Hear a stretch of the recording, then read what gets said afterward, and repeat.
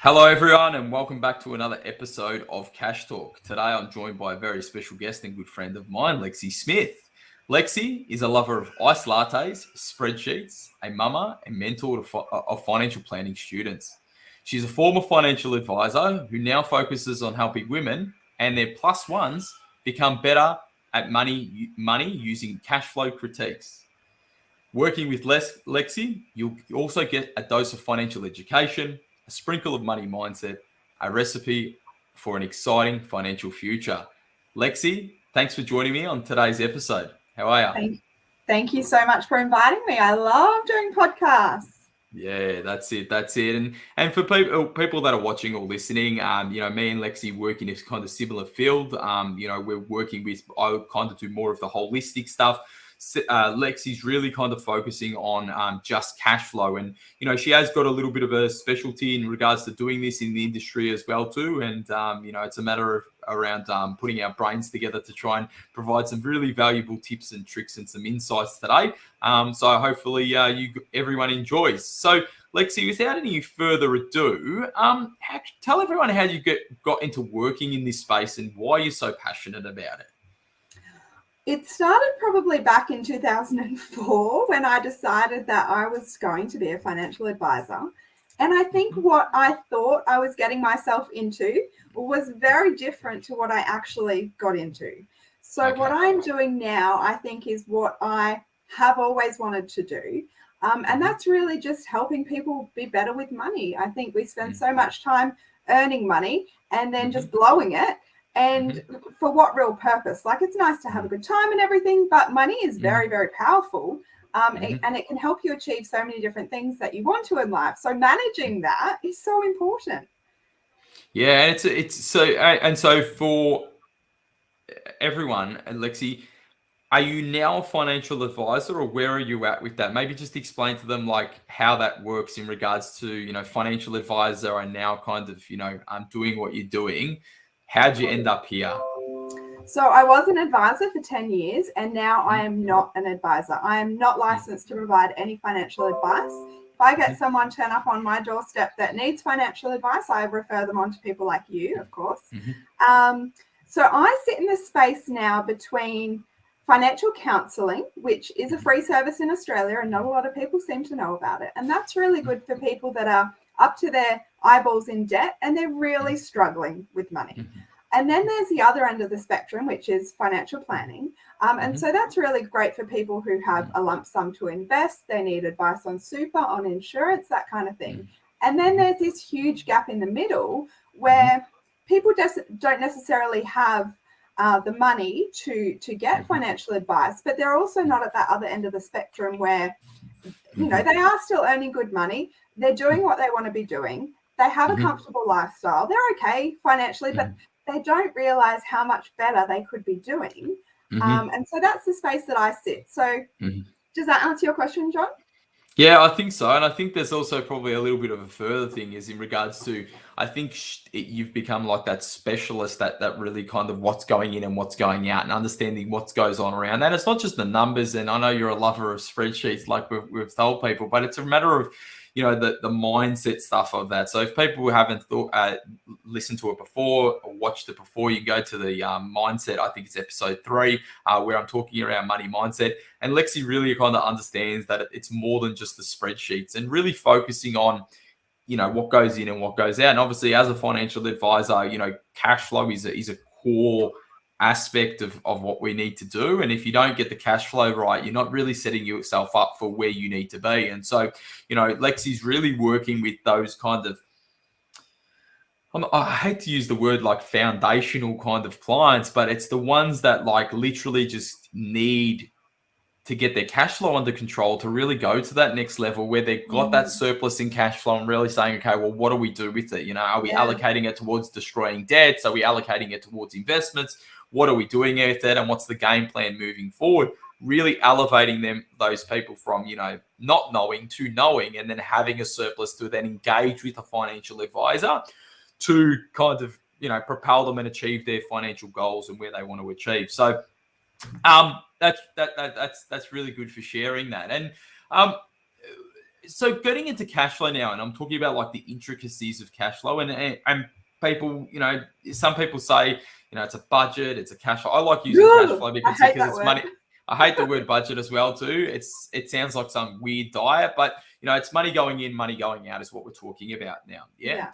And so after doing this for many, many years, what would you say is some common problems or some pitfalls that you see that people are doing that they may not even be aware of?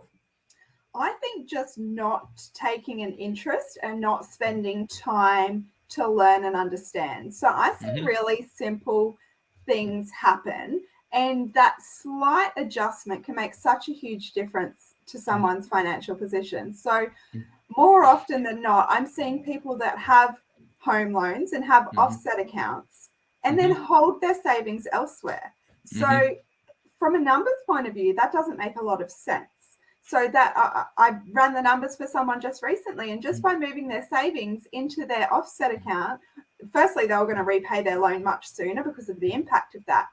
But the annual benefit to them was like $3,000. So that's not a little bit of money. That's a lot of money. So that's just one tiny thing that if you don't know, you don't know. So it's not until someone, an outsider, has a look at your structure and what you've got going in and out, and also knows what people in a similar life stage as you, what their setup is, to be able to make that comparison, because money is certainly something that most people don't talk about.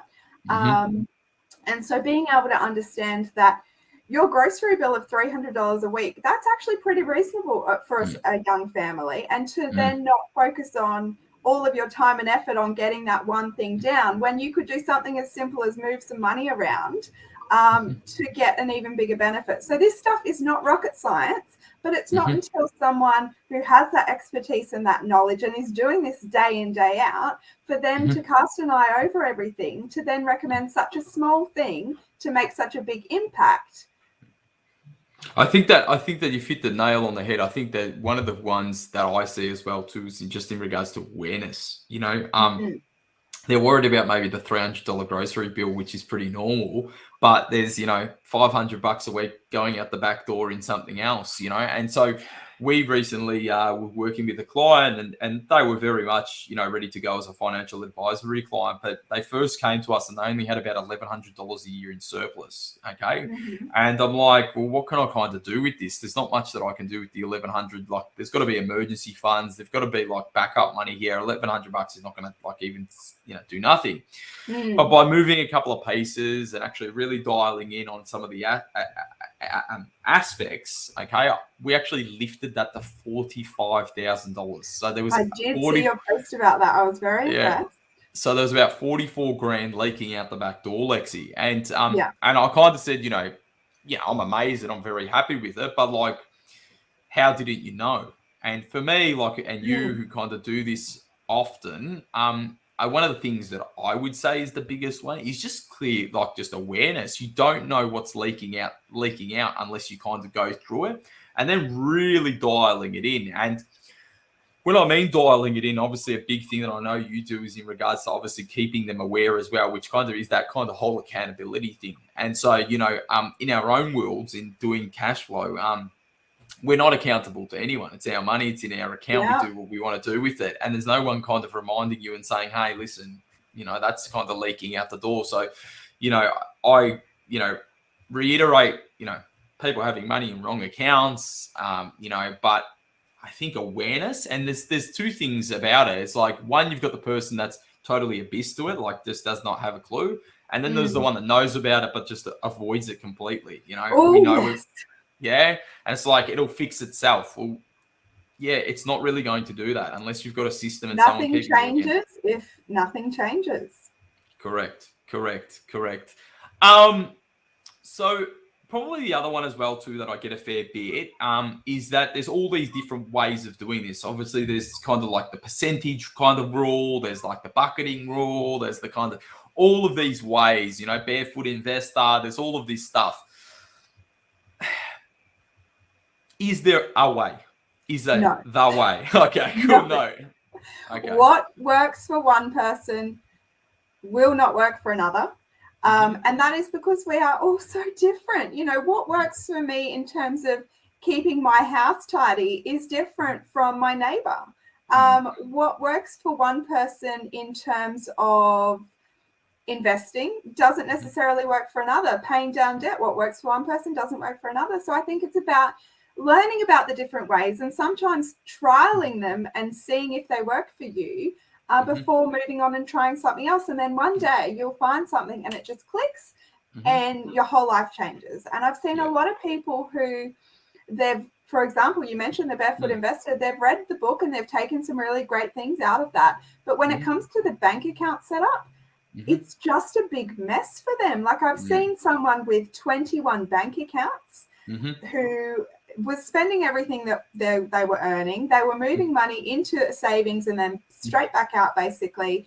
And there were literally 4,000 transactions for that year.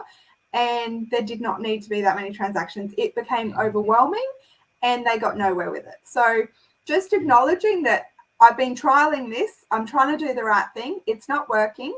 I need to try something else now. I think that is a really great first step. Just acknowledging that what you're doing now is not working. Let's try something different.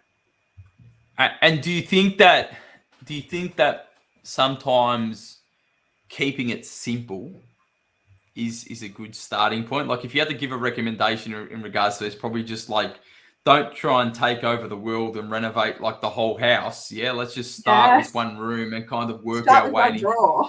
Yeah, like literally. I think that probably the other one that we find as well too is that they just, try to change too much and it becomes a bit overwhelming. Like us as human beings, and we talk around mindset, we also don't like change. Like we're one of those ones that don't usually like a lot of change. So just incrementally. And I think that when you talk around these percentages and all these separate accounts and all of this stuff, yes, there's systems that work like that and work really well, but I think it's like that incremental change on making it as simple as possible. And and Lexi as well too, like a part of that's also tracking it and seeing where it goes. Is there any like applications or stuff or maybe some free tools that people like can use to start just becoming aware of where their money goes, like that you maybe can point them in the right direction on?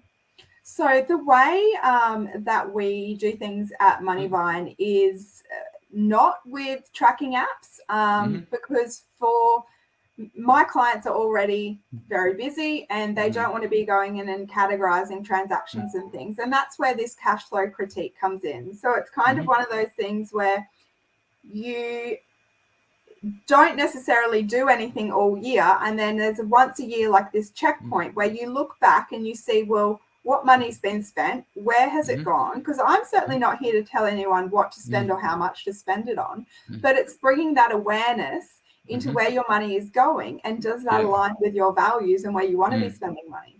And that's very important. That's very important. You picked up on, sorry to interrupt, and if you heard, using the money to spend it like based on their values. And I think and what makes you happy. Yeah, and I think like that, money's not the goal, everyone. It's the vehicle to the goal, and it's just a matter of will not fix the problem. Correct. So like trying to direct that money on what's purposeful and makes you happy is a big thing. And all the way up through, cash flow, investing, all the way through. It's really to get to that position. But I just wanted to kind of stop you on that. So for people that are on apps and stuff like that, or they want to kind of start, and I know, like you said, around these check-in points, there is, for example, like Money Smart, who have like budget planners. There's like some apps that do tracking and stuff like that. Do you find that there's a reason why you don't maybe use the tracking apps? I know you said your people are time poor, but is it mainly because of that time poor element, or you just found that they don't really add a lot of value to the situation? I think that it's one of those things that budgets, they work for some people, not everyone. Tracking apps, they work for some people, not everyone. The issue that I see with tracking apps in comparison to a cash flow critique is very much around the insights it pulls out, and that technology, it is getting better at categorizing and pulling out those key insights. Like as an example, I had someone recently who their biggest spend, their biggest pain was coming from the stores Anaconda and Rebel. And they knew exactly what I was talking about when I brought up those two stores. But if that had been all categorized into retail, we wouldn't have had that discussion, and it wouldn't have had the same impact. So I think having a human is always going to be a different experience to using a computer for a similar thing. A bit like when we talk about, and this is not necessarily what we're talking about today, but you would hear about robo advice, so financial advice basically from a computer versus the advice giving from you. They're completely different. Yeah, and I think that was kind of the big point as well too, is just around that accountability and that essentially that also that sounding board as well too. So I find that a lot of people like have heaps of Google Sheets or they have heaps of Excel spreadsheets, but how many of them are actually getting used because they kind of lack that accountability or that feedback loop. And so I think the biggest thing is, Lexi, is probably what we're trying to get at is, yes, these tracking tools can be good. Yes, these budget planners can be good, but they're kind of like the starting point. Yeah. It's really that kind of check-in that's like, okay, well, yes, you've been spending it at a condo. Yes, you've been spending at Kathmandu, and how do you feel about that? And then where can that be used? Okay. So we're not, for listeners and viewers, we're not here saying that they're bad. And like Lexi was saying before, what's good for some is not good for others. It's more around what do you do with that information, and probably what Lexi sees and what I see a lot of as well is not utilizing that information, or not utilizing it well. Let's be honest. Yes. Yeah. And I think as well, sorry, I've lost my train of thought. You continue. That's all right. That's all right. Sorry if I interrupted. I think the other one from my side of things, Lexi, while you're getting your train of thought behind as well too, is so one around keeping simple solutions. So, as you can probably see, we're not really around creating complex, strategies in regards to the cash flow. The more harder it is, the worse it will be on you. And you try to use the analogies. Everyone might want, I don't know, to look good for summer and have rock solid abs for the beach or whatever it's going to be. But if I told you to do that, you need to do 5,000 sit-ups a day. You can only eat chicken and water, and you need to sleep 20 hours a day. Like, it's just unrealistic. Yeah. And so sometimes I think when it comes to cash flow, especially, and even a lot of other things, they just overcomplicate it. A lot of people overcomplicate things. And it's a matter of just like being simple, like we said, starting off like in very like small increments and building up to a position. And I think ultimately to build in a system that feels like it's automated. Okay, that the money flows in, the money flows out. It's kind of, it doesn't have to be hard. Like everyone thinks that getting their finances in order is hard. It takes a little bit of time potentially and a few conversations, but then once it's done, it's done. Like your whole life changes. And tying in with mindset again, I have so many people where their setup or their banking structure, their automation is actually okay. And the problem lies in the mindset because they have always lived paycheck to paycheck. So they think that their position is okay because they're comfortable. They're doing what they want to be doing. They're sparing no expense when it comes to things like their kids. But at the end of the day, I think the power of knowing what else you could be doing and that paycheck to paycheck isn't the only option. That's when your eyes open, and that's when everything changes. And that's the point. You have to find that one thing that you just kind of think, oh, I didn't think about it that way. And then all of a sudden everything becomes easier. Agree. I think like anything, Lexi, it's 90% above the shoulders. Yeah. And if you think about sport, if you think about anything, most of the time we are our own problem. And, I'm putting my hand up, Lexi's probably thinking the same thing. And we're coming from, advisors or former advisors who are saying this mental kind of barrier that people have, beliefs, barriers, whatever that may be, have an impact. I think that mindset's important. Getting that right, nailing that. Yeah. Keeping it simple. Okay. Don't need to, overcomplicate things. Walk before you run. This whole multi-bank account, really complex systems. Yes, you may end up getting there. Okay. But, build up. There's nothing stopping you building up to those positions and then having it as simple to maintain as possible because, we're talking about the setup here, but, this is not this is not a sprint. This is a marathon, Yeah. and life is a marathon, and it's a matter of, refining that. And we've got, like, Lexi, in our kind of financial advisory, we've got like these saving targets or surplus saving targets that we want for our clients. And, they're pretty high percentages where we want our clients to kind of hit. And we know that when they're coming in, it's coming in at like, 3, 4, 5% surplus cash flow rate. Yeah. But we know that that's not going to cut it. But if we went from there to a 40% saving rate, for example, it's not going to happen. Like, it's not going to happen. They're going to fall off. So building it up to a point where we're pushing the envelope, even on that side, takes time. And finding ways to do that as well. Like, I have seen people where what works for them is to just live off, if for a couple, one person's income and pretend that is their only income, and completely ignore the second person's income and just save it. Like, correct. It can be as simple as that. That is, just one salary directed to a certain bank account, and you just live very much within your means because you're living off one bank. So that just one sentence for one of your listeners, that might have been like the thing that, we could do that. Let's try that. Try it for a month and see what happens. Yeah, that's it. I think what we're trying to say to everyone is there's not one size fits all. Yeah, that's kind of the biggest one as well. And you've just got to find your way and be patient, because things don't happen overnight. They sometimes take a little bit of time.